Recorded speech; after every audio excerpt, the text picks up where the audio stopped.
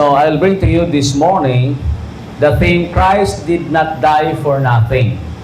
Si Jesus wala siya namatay sa walay kapuslanan. God has a purpose on it. And today we will open our scriptures in Ephesians chapter 2 verses 8 to 10. And this is just a reminder for all of us of Christ's mission here on earth. Si Jesus Christ na there is a mission nga siyang namatay. Now, it's refreshing to know nga ang Diyos di ay, until today, He's reminding us of the efficacy of the death of His Son. Nga without the shedding of the blood, there will be no remissions of sins. Kung walay pagpaula sa dugo, walay pagpasaylo sa sa. Now, in the book of Romans, chapter 5, verse 8, Paul said here, "But God commendeth His love toward us, in that while we were yet sinners, Christ died for us." Christ died for us. So sa dighang kita makasasala pa, si Jesus namatay para nato. Now, it's very important to remember that Jesus Christ died because of our sins. In 1 Corinthians 15, 1 to 4, Paul said to the Corinthians that how Christ died for our sins, He was buried and resurrected on the third day. Christ died for our sins. Now, why we are stressing this is because some people didn't realize nga ang salvation ilang daan na received. It's because for them, it takes Jesus Christ to die over and over again in order for them to be forgiven. But you know what? The Bible says, and once and for all, He died for our sins. Nga si Jesus kausaw para sa tanan, namatay para kanato. O importante nga masabta nato na. It's because if Jesus Christ need to die over and over again, then His death on the cross on Calvary was nothing. But pasabot kini way kapuslanan is just void. So sa Biblia, masabta nato dinhi sa Ephesians chapter 2, 8, 9 to 10, nga si Pablo gi-address niya ang mga membro dito sa Efeso nga ang kaluwasan di ay ilang nang na-receive sa dihang gidawat nila si Jesus Christ as Lord and personal Savior. In chapter 2, verse 1, "And hath He quickened who were dead in trespasses and sins, where in time past you walk according to the course of this world, according to the prince of the power of the air, the spirit that now worketh in the children of disobedience." Ingon ni Paul, ni mo sang una, among homo, so we all had our conversation in times past, in the lust of our flesh, fulfilling the desires of the flesh and of the mind, and were by nature the children of wrath, even as others. So, gipasabot ni Pablo dinhi, kung kinsa sila, who they were. Sa una, katungkulan pa sa nangaluwas sila, mga dautan, ang ilang mga gusto, ang buhato nila, ang mga gusto sa unod. O ingon sa Biblia, they were what? The children of disobedience. They were by nature the children of wrath. Kita sama sa mga Ephesus na brethren, o Ephesian brethren, kita po sa una mga dautan. Kita sa una nga mga tao, nga mga patay sa sala, ug wa kita gitawag nga paglaom. Pero in verse 4, "But God who is rich in mercy, for His great love wherewith He loved us, even when we were dead in sins, hath quickened us together with Christ. By grace you are saved, and hath raised us up together, and made us sit together in heavenly places in Christ Jesus." That is verse 6. So, dinhigi pasabot, salamat kay ang Diyos na luoy ka nato. Nga kita samtang makasasala pa, gipadayag niyang dakong gugma ka nato, nga samtang kita patay sa sala, gibuhi ta pinahagi ni Kristo Jesus. Amen to that. O kita, gitagaan ta sang maayong dapit dito sa langit, that in the ages to come, He might show the exceeding riches of His grace in His kindness toward us through Christ Jesus. Muna nga through His kindness. Kita nakaangkon gyud sa kaluoy nga kita nakaangkon og Hesus sa kinabuhi og nakaangkon tag kaluwasan. Na Yahweh nasulti, it's your kindness, O Lord, that leads us to repentance. Now these are the verses prior to verses 8 to 10 nga atong masabtan karon kung giunsa ba ni Jesus Christ ang iyang kinabuhi. Ang kinabuhi niya gihatag niya willfully, deliberately. This is for our what? For our freedom. Last Sunday we tackled about freedom also, wherein we as Christians, when the Lord saved us, He gave us freedom, but this is not the liberty to commit sin, but a liberty to serve Him with all our hearts. Now the Bible says here that Christ did not die for nothing. Now look at with me in verse 8. The Bible says, "For by grace are ye saved through faith, and that not of yourselves, it is the gift of God." Kay pinaagi sa pagtuo na luwas kamo tungod sa grasya sa Dios, dili kini inyong buhat kun dili gasa sa Ginoo. Now the first thing that we can find here, that Jesus Christ died to save us from all our sins. Christ died for a purpose, and that is to save us from all our sins, to free us from all our sins. In verse 8, the Bible says, "For by grace are ye saved." Not saved, but saved. Sa una ingon sa Biblia, sulti ni Pablo, sa unang lalakaw kamo sa kadautan. Kamo nga mga anak sa dili matinumanon, mga anak kamo sa kapungot, pero tungod sa kaluoy sa Dios, gihatag niya ang bugtong anak, karon kamo nangaluwas. You see, what's the purpose of Christ's death? That is to give us liberty. Muna kita mga anak sa Ginoo, nasabtan gyud nato na nga si Jesus Christ namatay para sa atong mga sala. Giluwas niya ta because it's the sin that hinders us to God. It is sin that what serves as a barrier na kung sa diin kita dili makaduol sa Ginoo. Now Jesus Christ, who is sinless, who is blameless, He took our place. He was our substitute. Siya ang atong kapuli, siya nikuha sa atong lugar. You do not need to be crucified. It's because Jesus Christ hath done it for you. Di na kailangan ikaw ilangsang sa cross. And by the way, you are not a perfect and qualified sacrifice. Because in the Old Testament times, it was what? A lamb na blameless, mo lamang ang pwede ihalad. You know, that's the sin of Israel before. Nga kung sa din masabtan nato ang Diyos na suko is because ang ilang ipanghalad later on katong mga length, katong mga bakol, o ang Ginoo wa siya nahimot. Kaya nga naman, God wanted to have what? A perfect sacrifice. And Jesus Christ paid the price of our sins by what? Offering His life, His body, that is blameless. Mo bitaw na kita nga manak sa Dios, kita na kasiguruhan sa atong kaluwasan because somebody took our place, and that is Jesus Christ, who was lifted up on the tree. Ingon din sa Biblia nga even as the Son of Man be lifted up. You know, remember the time when Moses and the Israelites were in wilderness, and what had happened? Some of them was bitten by a venomous snake, and the time nga sila nagtanaw dito sa gitawag nga snake, dito sa gitawag nga brazen serpent, pagtanaw nila, there was a immediate healing na ito nga paspas nga pagkaayo. Why? It's because they have that faith nga gihatag sa Dios kung sa diin sila makakat-on sa ito pagtuo. Kining pagtuo, by the way, this is not something nga ang Ginoo gi-force nimo. Everything gihatag sa Dios nato, including faith, pero dili niya ta gibutan because we have a choice. It's like every day na amoy mga choices. Sa panimalay na amoy choices. Karon you choose to go to church. But this is the faith na gihatag sa tanan, and they were what? Healed. Inasulti ni Jesus Christ, even as the Son of Man, even as the Son of Man be lifted up. And he's referring to Jesus Christ na siya magbore sa atong sins dito sa cross of Calvary.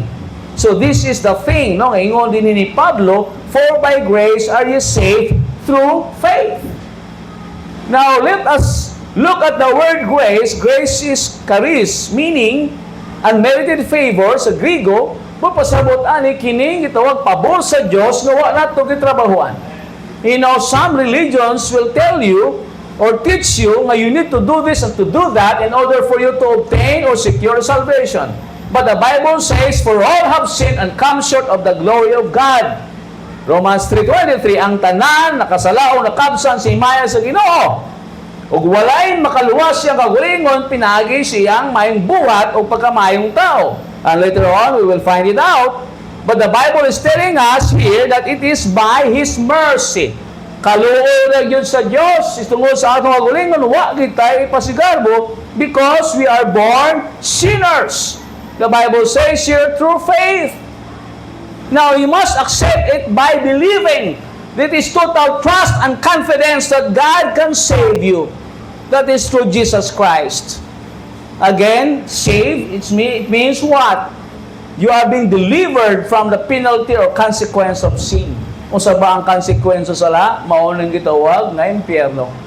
Jesus Christ said in John 3:16, for God so loved the world, that He gave His only begotten Son, that whosoever believeth on Him should not perish or go to hell, but have everlasting life. You will be heaven-bound. But those who do not believe is condemned already because they don't believe on the only begotten Son. This is what the Bible says. So, ang pulong sa Diyos, ang tudlo ka nato, nga ang kaluwasan di ay, it is through believing. Now, Jesus Christ, or God loves all people in the world, but is only effective to those who believe. Ang gitawag natong kaluwasan, epektibo lamang sa mga mutuo. Now look at the verse once again. It is through faith, and that not of yourselves. Dili sa imong kagalingon, di pinaagi sa imong binuhatan. The Bible says in verse 9, you cannot make your own ladder to heaven. Di ka pwede magbuhat sa sarili mo hagdanan palangit. Di ka makasulti sa mga galingon, I am good enough, because Nicodemus, though he was a ruler of the Jews, so to Jesus Christ, Nicodemus, you must be born again. Except a man be born again, he cannot see the kingdom of heaven. You know, there are a lot of people nowadays, they are thinking ang kaluwasan, pinaagi sa itawag nilang maing pinuhatan. Pero ang pangutana, unsa ba ang buhat nga kung sa diin, makaingon gyud ta nga kita luwas gyud. You know, even the 10 Commandments, when God gave it through Moses sa mga Israelites, dili tanan nila masunod. Siguro they are not killing people. Maybe they are following, the Sabbath. But sometimes they are dishonoring their parents. Do you know that? You children, if you are dishonoring your parents, then you are committing sin. So, balik naman ta dito sa zero. Ako sa hindi kita kaluwas ng kalingon kung pinagi sa mga binuhatan. Why? Because we are by nature the children of birth. Ephesians chapter 2 verse 3. By nature. And by nurture kita sa atong environment, naglala na gyud. Pero thanks be to God, is because salvation is not by good works. It is by grace through faith. Amen.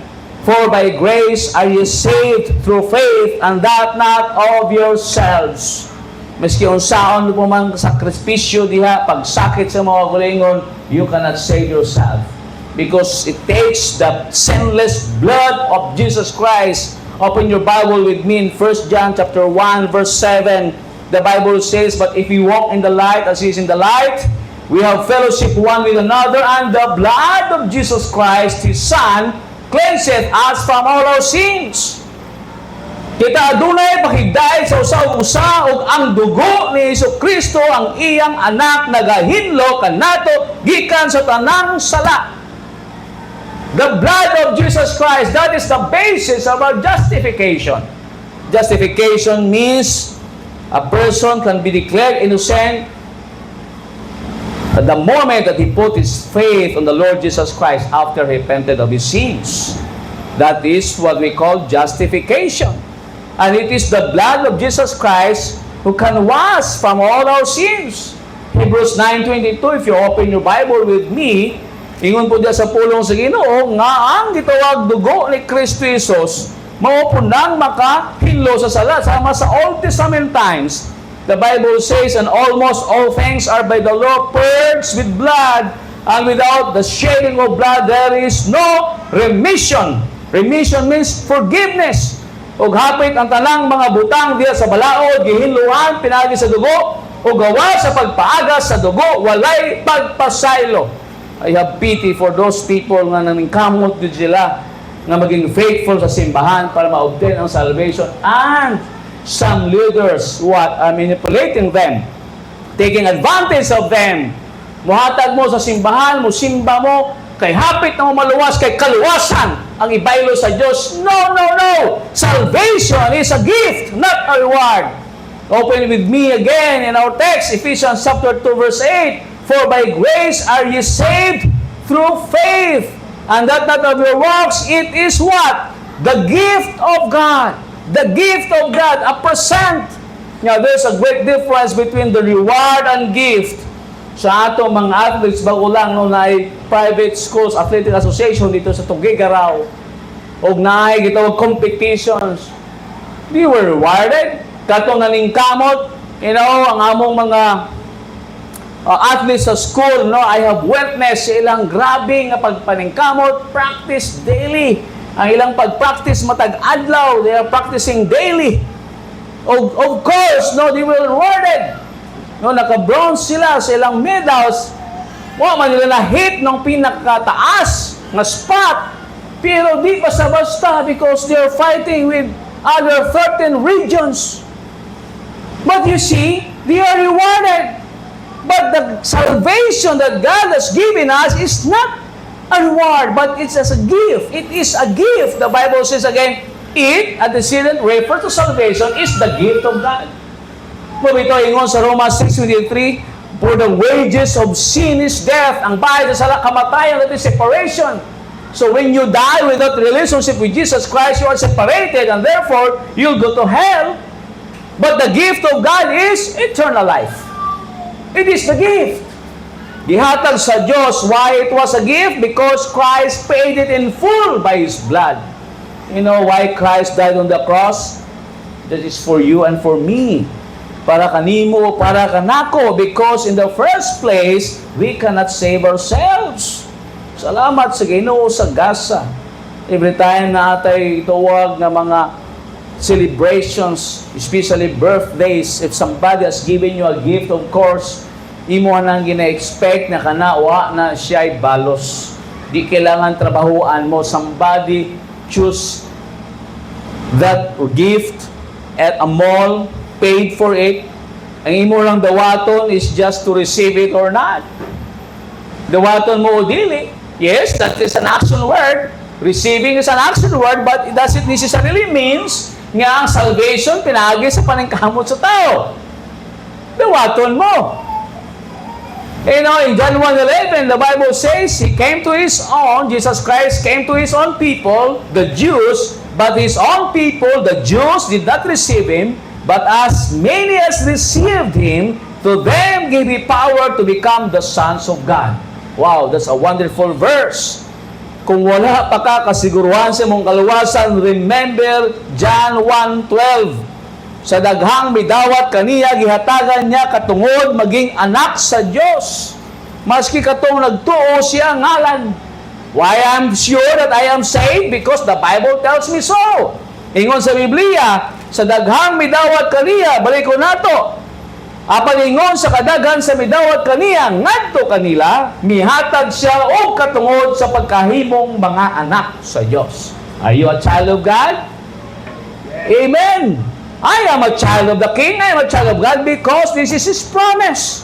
Maski mingon ta, sulat mo lang ni, tinuod, sulat bitaw ni, but this is an ancient book, the best-selling book until today. Nothing surpasses the Bible, the Word of God. This is the Tanakh, no, in Hebrew, in the Old Testament. And this is now the New Testament that you are reading. Nating dugaya na gyud ni, pero buhi gyapon ang pulong sa Dios. And this will what? Serve as your proof nga ikaw anak na sa Ginoo. Gihimo kang anak sa Dios bisan ngadto kanila nga nagatuo siyang ngalan. So ang anak sa Dios dito na padulong sa langit. Ingon ni Jesus Christ yung mga disciples in John chapter 12, John chapter 14, in John chapter 14, let not your hearts be troubled. You believe in God, believe also in me. In my Father's house are many mansions. So tinya mo adto ko dito. Muandam ko dapit para kaninyo o balikan ta mo. He said, I will come again and receive you unto myself, that where I am, there ye may be also. John 14:3, og kon ako mo ato og muandam og dapit alang kaninyo, ako mo anhi pag-usap og modawat kaninyo nganhi sa akong kagulingon aron hain ako at tuwa usab kamo. You will be with me in heaven. Mo nang saad ni Jesus Christ sa mga disipulo. So sa daghang may dawat kaniya gitagahan ta katungod maging anak sa Dios. Tungod kay nga atong Dios nga mahan sa langit gapuyo, then we are also heaven bound. Di na matawag eternal kung may katapusan. That is what we call eternal life. Walay katapusan. Kung mawala ang kaluwasan, then it's no longer eternal. Siguro mo as nga uban, paano na karon kay makasala pa man ta? Ang Biblia nagsulti nga they are what? Freed from the penalty and the power of sin. Though we are having sins or committing sins daily, pero ang power of sin wala na, ang penalty of sin wala na. Di ata hell bound, di ata destined to hell. Pero ingon din ni Pablo nga kung sa diin siya nagabuhat sang di maayo, masigos niya himuon ang tama is because of sin that dwelleth in him. And praise be to God every day. In 1 John 1:9, if we confess our sins, He is faithful and just to forgive us and to cleanse us from all unrighteousness. Salamat sa Ginoo kay ang kalag iyang ibago. Tusama ingon niya dinhi kay Nicodemus, you must be born again. Lahi ang unod, lahi ang espiritu. Ang mga anak sa Diyos makasala sa unod, he needs to ask forgiveness. Why? It's because God won't punish or chastise him.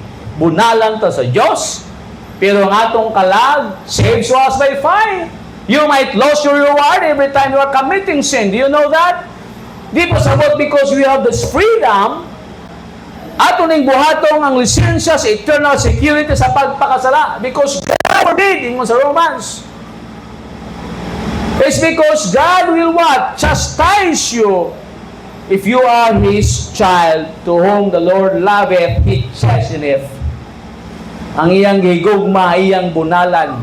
Pero ang atong gituwag rewards, malos, kita makasuffer sa consequence, pero ang atong soul is saved to us by fire.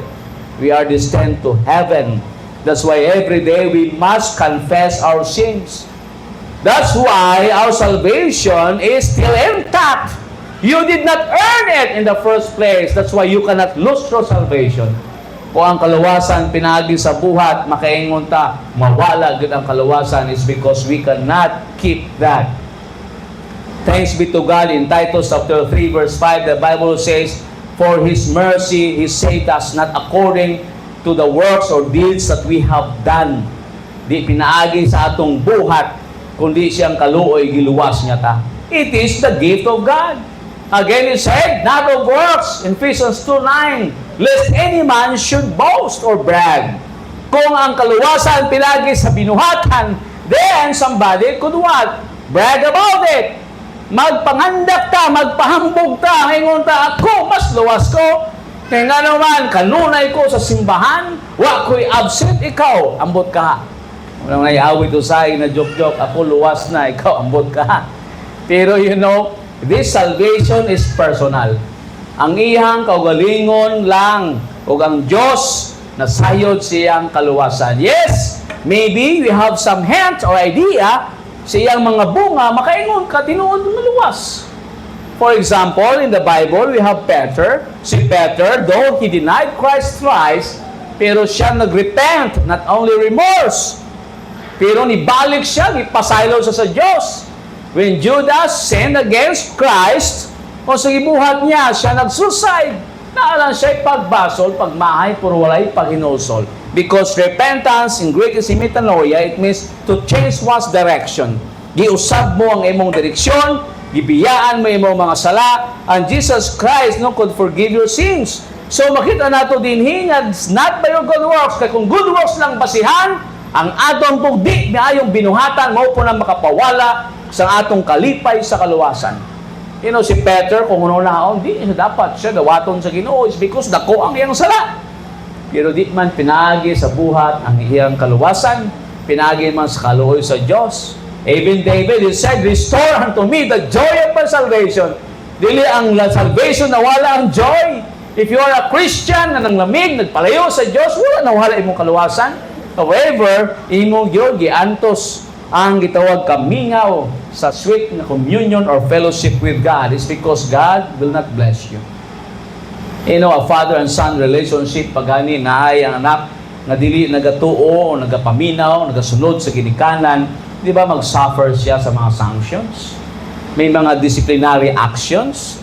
Pero gani kung siya obedient, tanan, ng mga kaayuhan, iyang madawat, suportahan pa na siya. Same with our Heavenly Father.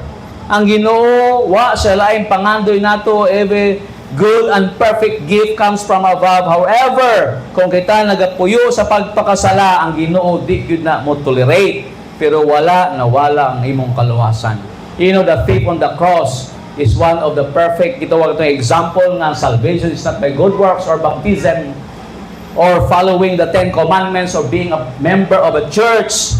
It's because this thief, sulti niya, Ginoo, hinumdumi ko, sulti ni Jesus, karon dayon, you will be with me in paradise. Paingon ng uban, well, it depends upon the situation. It's because naman siya dito sa stake o sa tree, pero sa Biblia, maingon na ito, masikay, Zacchaeus, sulti ni Jesus Christ, today salvation has come into your house. Wala man sa nabautismuhan, wala pa sa na-membro sa iglesia, but because naa siya gitawag nga genuine nga faith, which also produces sa gitawag nga tinuod nga paghinusol sa diyang, ibalik niya fourfold ang iyang giutangan, kaupat kapilo, then so to ni Jesus Christ, salvation has come to you and your house. So that is what we call eternal assurance or security. So importante nga masabtan nato nga ang Diyos nagbangga ka nato, gipadala yung bugtong anak, He did not die for nothing. He died to save us or to deliver us from all our sins. It's because ang sala nga na-inherit nato kay Adan o kay Eva sa itong ginikanan mo nang makapaimpyerno nato.